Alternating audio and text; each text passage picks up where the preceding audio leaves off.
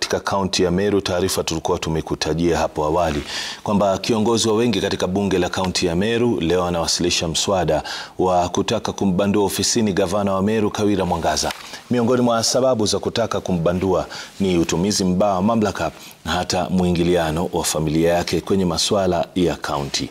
Aidha, uhusiano wa gavana Mwangaza na naibu wake ni miongoni pia wa mambo yatakayoangaziwa. Hii itakuwa ni mara ya pili kwa juhudi za kumbandua Mwangaza aliyeponea shoka baada ya bunge la seneti kukosa kuafiki uamuzi wa bunge la kaunti kumbandua mwaka uliopita. Hebu sasa tuelekee katika kaunti ya Meru tuweze kusikiza yanayojiri katika bunge la kaunti hiyo. Official county operations and Okolea operations. Evidence as engagement, convenience and or complicity in the preceding gross violation of the constitution and the law, 2 gross misconduct and gross abuse of office is to be found in a complaint by Duranera Salesio Mutuma to the Ethics and Anti-Corruption Commission dated 11th August 2023, and the attachment to it, a copy of which is produced on pages 1 to 29 of the exhibits. B, a letter by the clerk of the Assembly dated 9th October 2023 requesting a certified copy of Meru County Miss Records, a copy of which is produced on page 30 of the exhibits. C, a letter by the County Executive Committee member for Finance dated 11th October 2023 declining to furnish a certified copy of Meru County Miss Records on frivolous grounds, thus inviting an adverse inference against the governor in relation to the complaint raised by Mutuma Salesio Duranera, a copy of which is produced on pages 31 to 32 of the exhibits. D, payslips for Dr. John Tweety, Joseph Kedure Mberia, and Kennedy Kimathi Mbae, copies of which are produced on page 33 to 41 of the exhibits. And E, the Maua Chief Magistrates Court Miscellaneous Criminal Application number E085 of 2023, a copy of which is produced on pages 42 to 47 of the exhibits. F, charge sheets against Salesio Munene Kanga alias Samaritan and Isaiah Toribi Kiyuki, employees of the county government, relating to the violence that erupted at the governor's Okolea rally at Makiri, copies of which are produced on pages 48 to 49 of the exhibits. G, payslips for Salesio Munene Kanga alias Samaritan and Isaiah Toribi Kiyuki confirming their status as employees of the county, copies of which are produced on pages 50 to 51 of the exhibits. And H, a video recording of the violence that erupted at the Okolea rally and at Makiri on 16 September 2023, which is saved in the flash disk presented herewith, and the transcript of which is produced on pages 52 to 53 of the exhibits.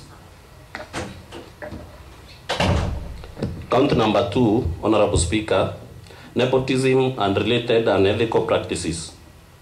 The governor has grossly violated, among others, Articles 10, Articles 232, 235, and 236 of the Constitution, Sections 12, 17, and 24 of the Public Officer Ethics Act, 2003, Sections 13, subsection 1, B, F, subsections 16 and 24 of the Leadership and Integrity Act 2012,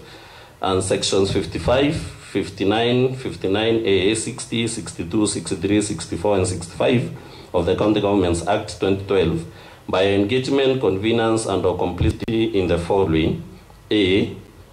fraudulently misrepresenting the governor's relatives as a technical team for purposes of travel to China to inspect and certify cancer treatment equipment, while knowing that the governor's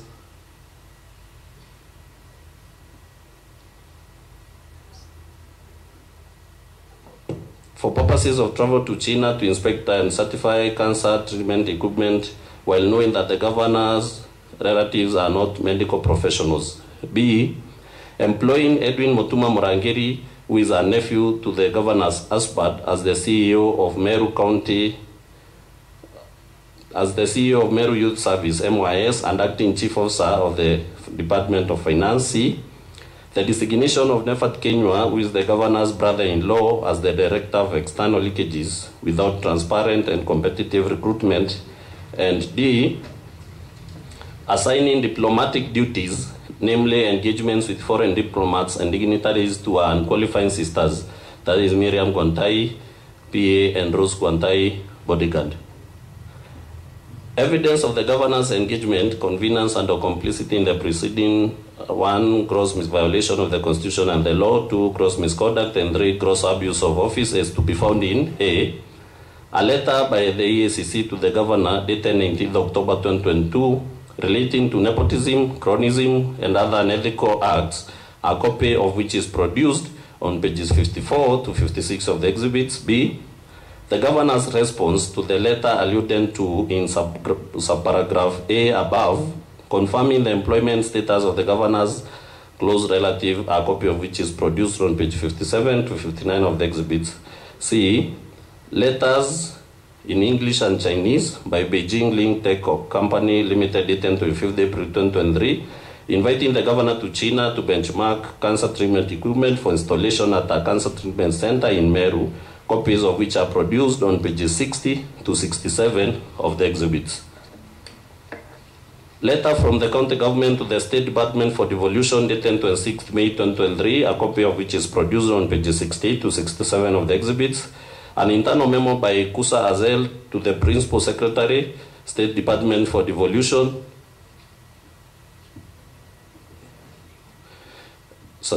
An internal memo by Kusa Azel, the Principal Secretary, State Department for Devolution, dated 5th June 2023, a copy of which is produced on pages 76 to 85 of the exhibits.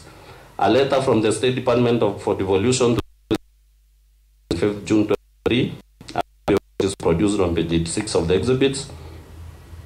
Videos of the governor's relatives' trip to China, which are produced and flash disc presented herewith. A letter dated 6th June 2023, describing Nefat Kenyo as the Director of External Leakages, a copy of which is produced on page 87 of the exhibits. A short list and interview schedule for various posts in the office of the governor, dated 6th September 2023, a copy of which is produced on pages 88 to 91 of the exhibits. An internal memo dated 23rd August 2023, appointing Edwin Mutuma Murangeri, the CEO of Meru Youth Service,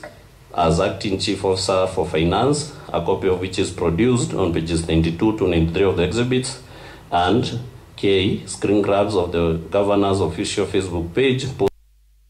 May 2023, copies of which are produced on pages 94 to 100 of the exhibits. Honorable Speaker, count number 3, bullying, verification, and demeaning other leaders. The Governor, Her Excellency Kawira Mwangaza, has grossly violated, among others, 1,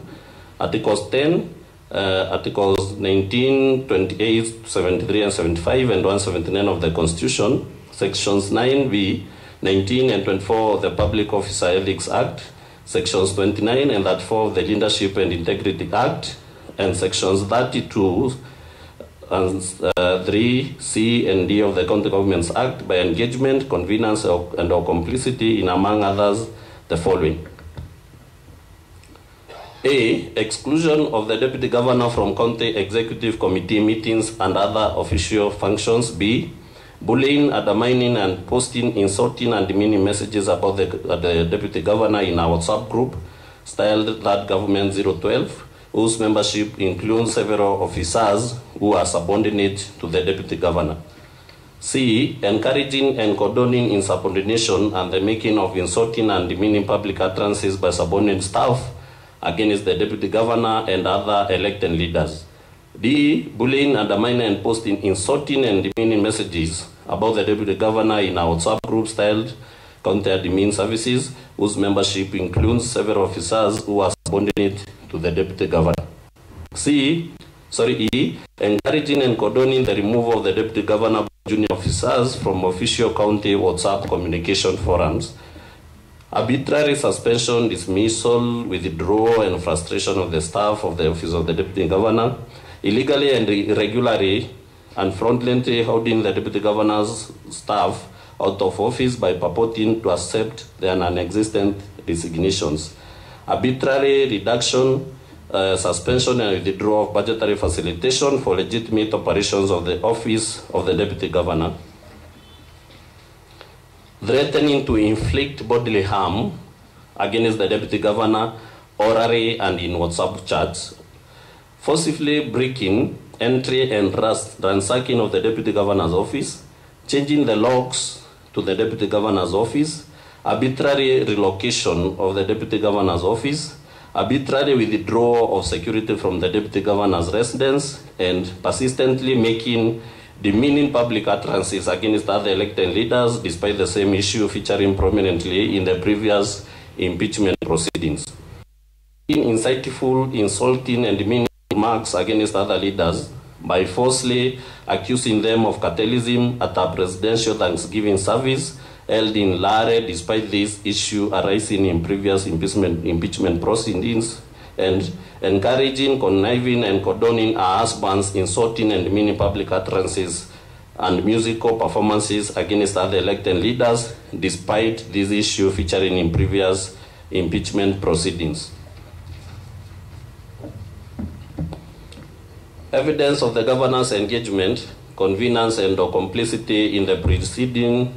1, gross violation of the Constitution and the law; 2, gross misconduct; and 3, gross abuse of office, is to be found in A,